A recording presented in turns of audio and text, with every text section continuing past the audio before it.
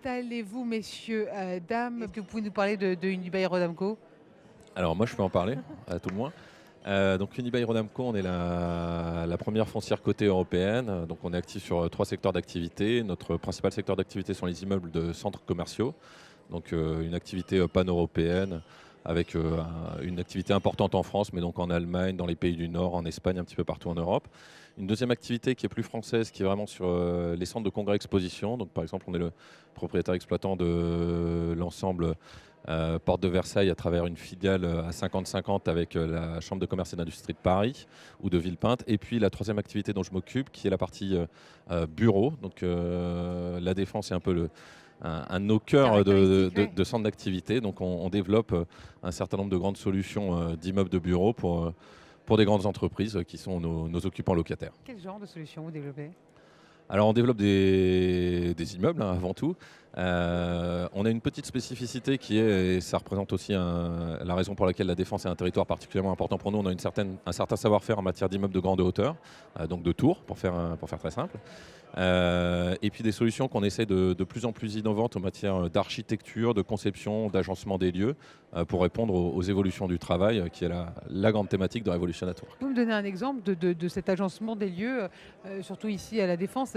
Qu'est-ce que c'est? C'est des espaces verts? Qu'est-ce que ça peut être? Alors c'est beaucoup de choses, c'est énormément de choses. Alors le démon est dans les détails, mais typiquement on a posé la première pierre il y a quelques semaines maintenant d'une tour de bureau qui s'appelle Trinity, qui est à quelques pas d'ici, juste à côté du CNIT, où en fait on va essayer d'incorporer, de créer à travers l'architecture du bâtiment des volumes, des espaces qui vont permettre d'accueillir les nouveaux modes de travail. J'ai envie de dire, on ne peut pas faire du coworking ou de la créativité dans n'importe quel endroit, ou en tout cas ça n'a pas été conçu pour ça. Nous on essaie vraiment de concevoir des espaces pour ça. Alors le plus visible, typiquement en matière d'immeubles de grande hauteur, ou le plus inattendu, c'est des terrasses, des espaces extérieurs accessibles à tous les étages, même à 150, 200 mètres de haut. C'est des escaliers, j'aime beaucoup parler de ça en ce moment. On a complètement perdu cette habitude. Ça fait c'est un peu surprenant quand on dit on innove énormément cette année. On va mettre des escaliers dans les tours de bureau. Et pourtant, on se rend compte que la façon dont se rencontrent les gens. On fait ça en sport, c'est ça? Pardon. Alors, ça a aussi cette vertu-là, mais la première vertu, c'est que les gens se rencontrent plus, n'avaient pas prévu de se rencontrer, travaillent ou échangent sur un sujet, alors qu'ils ils se rencontrent plus, ils se rencontrent mieux. Et comment est-ce qu'on crée autour de ces escaliers, de ces terrasses, de ces zones de communication, en créant des espaces inattendus? Voilà. Comment à travers tous ces systèmes. Des escaliers ou des escalators? Des escaliers. Mais c'est des tours géantes. Non, alors, rassurez-vous, si vous allez du premier au 19e étage, je suppose que vous allez continuer à prendre l'ascenseur, ou alors vraiment c'est l'aspect sportif qui va primer. Voilà.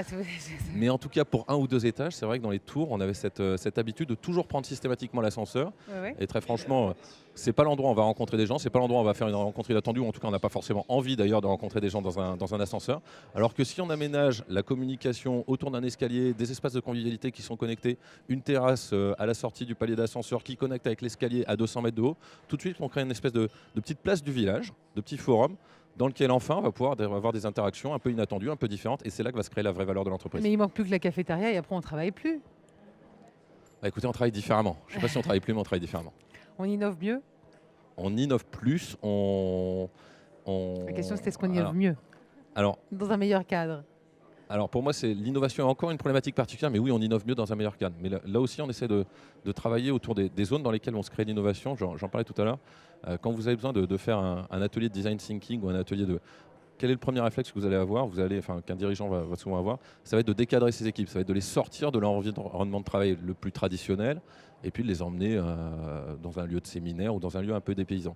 Donc comment est-ce que, si on veut développer ces zones de créativité dans les immeubles de bureaux, comment est-ce qu'on va penser dès l'architecture du bâtiment, et pas uniquement par de la décoration, il ne suffit pas de mettre 3 Velleda au mur, comment est-ce qu'on va créer des espaces un peu exceptionnels où les gens vont pouvoir être créatifs? J'imagine. Flore, je vois que vous acquiesciez sur Alors, l'innovation. j'acquiesce parce que ça fait écho à plein de choses que j'investigue un peu dans la recherche que je conduis. Donc, moi, je travaille chez JLL. Oui. On est conseil immobilier pour les entreprises. Et je conduis un programme de recherche sur les nouveaux modes de travail, d'organisation. Et notamment, je m'intéresse cette année à la notion d'expérience de travail. Donc, comment on crée une expérience engageante pour les collaborateurs. Et effectivement, tous ces éléments, tout le cadre qu'on va créer en fait, pour les salariés va vraiment fonctionner comme un booster, en fait, un booster d'engagement. Aujourd'hui, dans l'étude qu'on a conduite auprès de plus de 7000 salariés à travers le monde, on voit qu'on a un taux d'engagement qui est de l'ordre de 40%. 40% se sentent véritablement engagés vis-à-vis de leur employeur. Et en France, on n'est que 20%. Et ouais, Donc c'est il y a un quand vrai même énorme. challenge. Comment on explique ce manque d'engagement en France?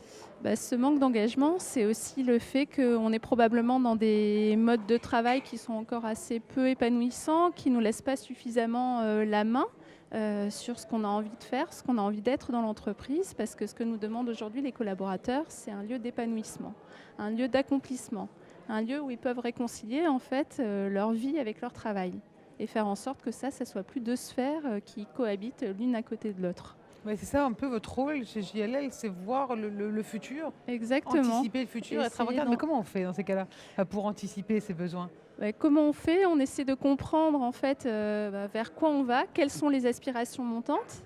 Par exemple, on parlait du rôle des lieux de rencontre, des lieux de rencontre informels. En fait, tous ces lieux-là, c'est des lieux qui vont venir booster l'inspiration, la régénération. Les gens nous demandent ces nouvelles choses. Ils ne demandent plus uniquement des lieux pour se concentrer et pour travailler. Ils demandent aussi des lieux où on peut travailler autrement, se régénérer, s'inspirer, aller chercher de nouvelles idées, nourrir d'autres échanges avec les collaborateurs ou d'autres parties prenantes de l'entreprise. Et les entreprises, justement, elles voient des résultats, elles voient une efficacité qui est prouvée? La question de la preuve est toujours très difficile à avoir, mais clairement, quand on interroge les gens, je procède beaucoup par enquête, on sent un élan, on sent une envie, on sent une motivation, quelque chose qui est vraiment très frais, très engageant, très inspirant. Et voilà, tout ça, c'est une énergie qui est assez palpable quand on va visiter ces nouveaux lieux.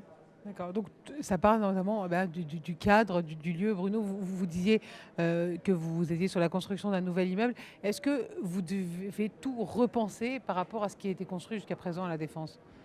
On pense énormément de choses différemment. Au-delà des escaliers, j'entends. Qu'est-ce qu'on peut trouver de Mais différent? les escaliers, c'est colossal.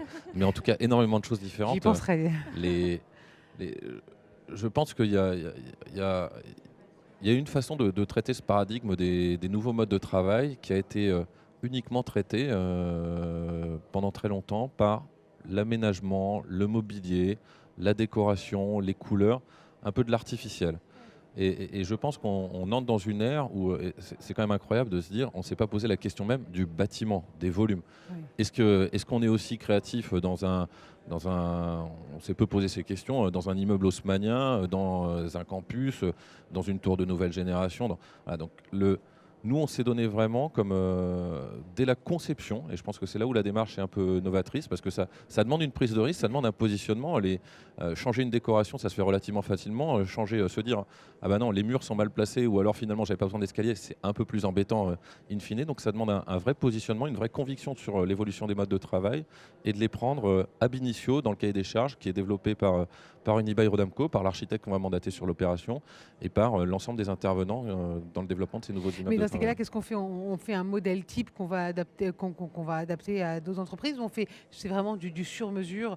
Chaque entreprise aura son bâtiment qui sera complètement différent en fonction de leurs envies?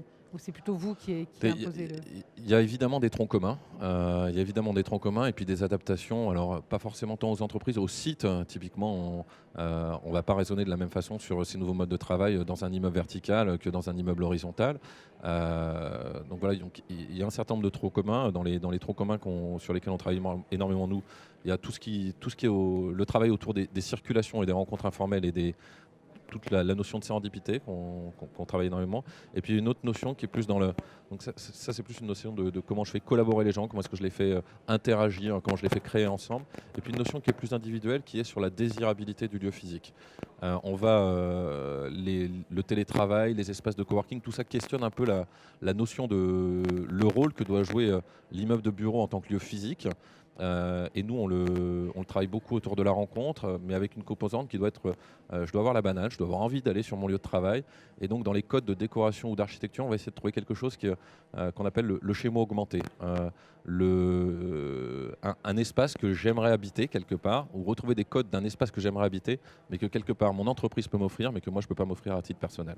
Alors, c'est quoi le modèle type de chez moi habité? Ça peut être un grand salon avec une grande télé et une grande plante. ou c'est une chambre Alors de on bébé rose ou on bleue? n'a pas encore du home cinéma pour tous les collaborateurs. Ça va alors. Mais on va, typiquement dans un ensemble parisien, la notion de terrasse est quelque chose qui est très importante. On a tous envie d'avoir une terrasse chez nous. On travaille autour de l'espace vert, mais plus pour l'espace vert. On travaille beaucoup sur l'agriculture urbaine, le potager social. J'ai envie de dire, on est un certain nombre. En tout cas, moi, c'est quelque chose qui me plaît beaucoup et qui plaît à énormément de gens aujourd'hui. Le potager social. Oui, le potager d'entreprise, trouver un espace où je peux faire une réunion sur le toit d'un immeuble, à la Défense ou ailleurs, au milieu de Des champs de plantes fraises ou de. aromatiques. Non, mais c'est une expérience qu'on a envie de vivre chez soi. Et donc pourquoi est-ce que c'est difficile chez soi d'avoir une terrasse de 200 mètres pour planter un potager urbain Surtout, au milieu faut de pas Paris? tomber. Par contre, si votre entreprise vous le propose, à quelque part, ça donne un autre sentiment quand on arrive au travail le matin. Et ça d'ailleurs, on le voit dans les recherches que je conduis. Ce qui booste énormément l'engagement, c'est tous les lieux d'innovation et notamment les lieux dédiés aux communautés, les lieux où on va partager un centre d'intérêt en commun en fait. Parce qu'on vient partager autre chose que juste un plan de travail et ses activités quotidiennes. On a envie de partager aussi une passion avec les collaborateurs. Et ça va au-delà de la cantine, quoi, c'est ça. Exactement. D'accord. On Mais peut alors, se du coup, retrouver autour d'un centre d'intérêt. les espaces verts, ça se fait que dans le bureau ou ça peut se faire vraiment partout, dès l'entrée, partout, il peut y avoir ce cadre-là? Ça peut se faire partout, mais encore une fois, je pense que la vraie question à se poser, c'est pourquoi est-ce qu'on fait des espaces verts? L'ère du greenwashing est un peu derrière nous. Aujourd'hui, on ne fait plus du vert uniquement pour le plaisir de faire du vert, mais on essaye de donner du sens à ces lieux un petit peu verts qu'on peut créer. Donc il faut que ça soit des lieux de partage, des lieux de convivialité, des lieux dans lesquels je vais pouvoir organiser un after-work pour rassembler une équipe, des collaborateurs, célébrer quelque chose. C'est vrai que ça paraît anecdotique, mais c'est vraiment des choses qui permettent d'établir d'autres types de rapports avec ses collègues. Ouais, c'est un peu faire du Et- camping avec ses collègues, quoi. Ça, C'est le principe la du nature. team building, c'est toutes ces petites choses qui sont informelles Ouais. et qui vont vraiment aider dans la logique quotidienne du travail. Mais ils n'ont pas peur des moustiques ou des petites bébêtes, non. Non, on essaie de. Ça aussi, ça crée des liens. Ça aussi, ça crée des liens. D'accord, très bien. Ici, sur le Revolution Network 2017, vous voyez un petit peu, bon, il y a des startups, des PME, des ETI, des grands groupes. Qu'est-ce que vous ressentez comme problématique majeure aujourd'hui? La problématique du sens, je pense, pourquoi on est là, pourquoi tous les matins on a envie d'y aller et de donner le meilleur de nous-mêmes, et comment on fait en sorte que, comme je vous le disais tout à l'heure, on ne raisonne plus en j'arrive au bureau, je mets ma casquette du bureau, et puis quand je quitte le bureau, c'est terminé. Et j'arrive chez moi et j'ai une nouvelle vie qui démarre. Mhm. Là, l'idée, c'est vraiment d'arriver à faire coïncider les deux sphères et que les deux se rencontrent. Et faire en sorte que du coup, cette énergie individuelle, Mhm. elle soit totalement mise à profit pour le collectif. Alors moi, je sens une autre chose. On sentait dans le passé, on en avait beaucoup parlé l'année dernière, des problématiques assez centrées sur soi ou sur l'individu. L'attraction, la rétention des talents, le bien-être personnel. Et je pense qu'il y a une nouvelle dynamique qui est vraiment en train de se créer autour de comment est-ce que je repense une notion d'engagement au niveau de l'équipe. Il y a quelque chose de beaucoup plus autour de la collaboration, autour de l'interaction, la contribution, mais dans le cadre d'une équipe. C'est-à-dire qu'on a, on a des logiques et des problématiques de travail qui sont beaucoup plus et qui sont beaucoup plus intéressantes selon moi, centrées sur la performance d'équipe ou d'organisation, plus que sur des notions plus individuelles.